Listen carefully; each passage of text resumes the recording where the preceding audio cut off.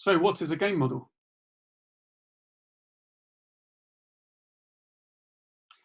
So these phrases here, a game model is a coach's conception of the game, are some of the phrases that I came across whilst I was looking up this very question on the internet.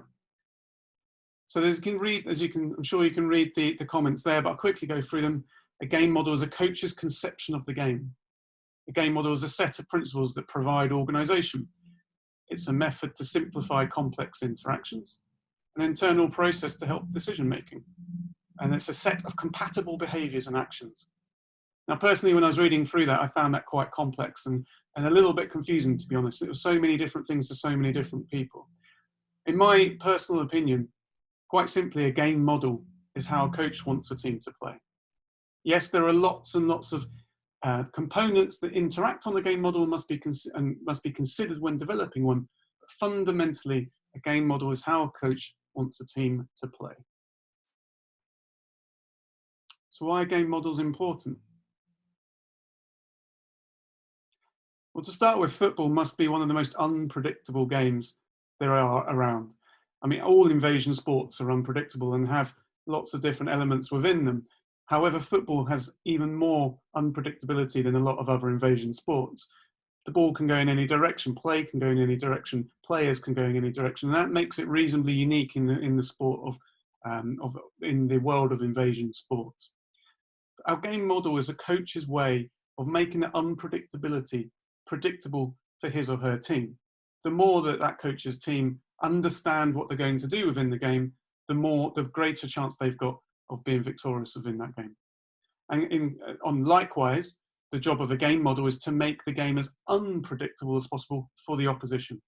So we know what we want to do, and we want to make sure that the opposition don't know what we're trying to do, or when we do what we do, they are confused. That's the aim of the game model. It's also a tool to help maximize the strengths in your team. If you've got pacey wingers, for example, then why wouldn't you try and get the ball into the corners for those wingers to try and chase it? And maybe once they're there, they can cross and you can try and score goals from there.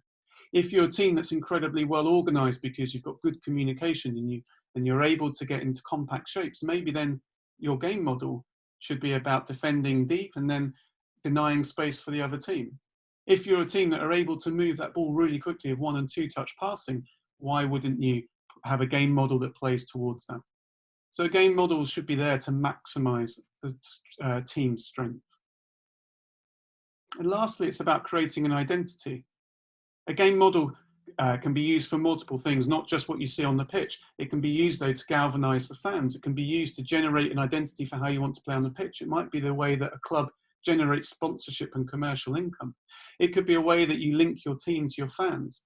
If you play with a style that your fans recognize as being their own style, if it was, say, for example, a working class city has a team that works really hard on the pitch, then those fans will have an even more affinity for that team because of the game model. So it's a way of developing the club as a whole.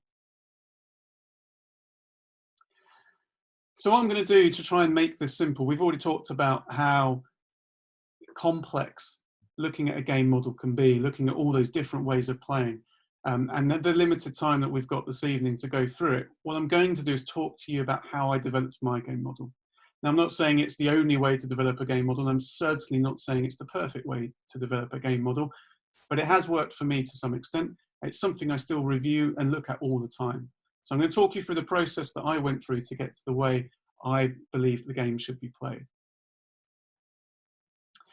So the process that I followed to build my game model, I'm going to focus on the in-possession phase.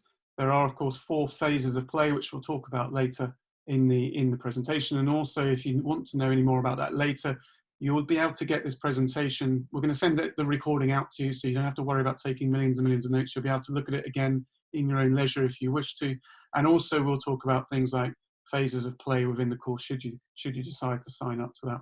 And it's something that we talk about on our website with lots of free content. So no need to worry about it too much, but we will focus on the in-possession phase. We're going to look at the link between my principles of play, how I think the game should be played, and those phases of play which I've already mentioned. And then lastly, we're going to look at structural formations. I think it's really important that we talk about the relationship between the organizational, the structural formation and how we want the game to be played.